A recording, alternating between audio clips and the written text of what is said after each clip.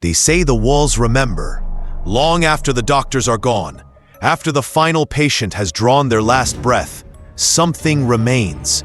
A cold, watching presence. A weight in the air. You don't see it, but you feel it.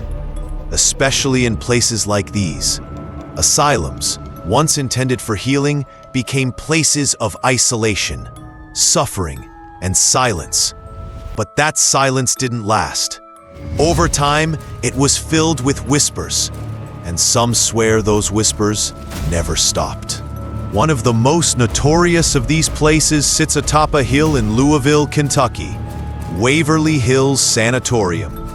In the early 1900s, it was a beacon of hope for those battling the deadly white plague, tuberculosis.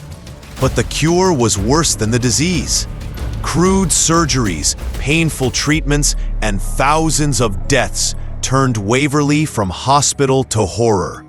They tried to keep the truth hidden, even building an underground tunnel, nicknamed the Body Chute, to discreetly carry out the dead. But the dead didn't leave. Investigators still report cold spots, shadow figures, and voices echoing through the halls. One nurse recounted visiting room 502, a place where, legend says, a nurse hung herself after discovering she was pregnant by a doctor who wanted nothing to do with her. When the woman stepped inside, she heard faint weeping, then the distinct sound of someone whispering in her ear. "Don't turn around." She didn't. She ran. Years later, a paranormal team entered with state-of-the-art gear, REM pods, spirit boxes, thermal cameras. In that same room, every device activated at once. The temperature dropped 10 degrees. The spirit box crackled, and a female voice came through, clear, sorrowful. "Help me." And then, silence. Hundreds of miles away, Rolling Hills Asylum lies in the snowy countryside of New York. Once a poorhouse in the 1800s, it evolved into a facility for the mentally ill, the elderly, and the unwanted. Over time, it became a dumping ground for society's forgotten. Roy, one of the residents, stood 7 feet tall.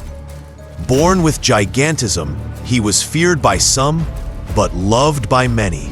After his death, staff began hearing heavy footsteps in the night. Toys left for him would be moved, and doors opened without explanation. One night, investigators placed a matchbox car on a table, asking Roy to come play. Nothing happened for over an hour. Then, as they were packing up, the car slowly rolled across the table. There was no draft, no vibration, just movement. One investigator whispered, "Thank you, Roy." A deep, unexplainable voice responded, "You're welcome." That recording still sends chills down their spine. But if there is one asylum that seems to trap both time and torment, it's the Trans-Allegheny Lunatic Asylum in Weston, West Virginia.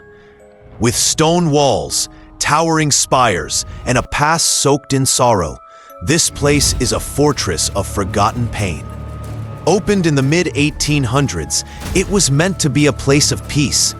But overcrowding, underfunding, and barbaric practices turned it into a living nightmare. By the 1950s, it was holding 10 times its intended population. One wing is known simply as the Civil War Ward. There, a medium once walked through the long, abandoned hallway and suddenly froze. She said she felt someone behind her, not angry, but lost.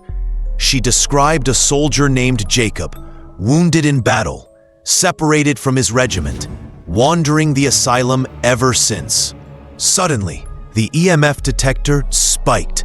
The cameras caught a faint orb moving from one room to another. And then, medic!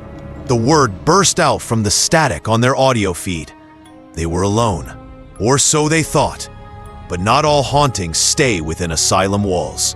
Across the globe, echoes of despair cling to places that were never meant to witness such darkness. In Singapore, the old Changi Hospital sits crumbling under tropical vines. Once a British military hospital, later overtaken during World War II, it was a site of torture and unspeakable experiments. Locals refuse to go near it after sunset. Some say they hear chanting. Others say they see faces in windows that have been broken for decades.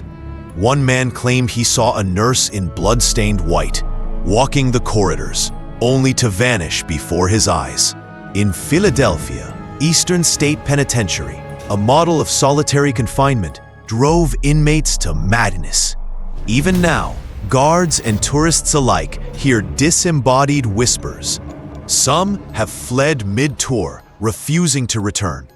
And then there's the Cecil Hotel in Los Angeles, a place soaked in mystery and tragedy.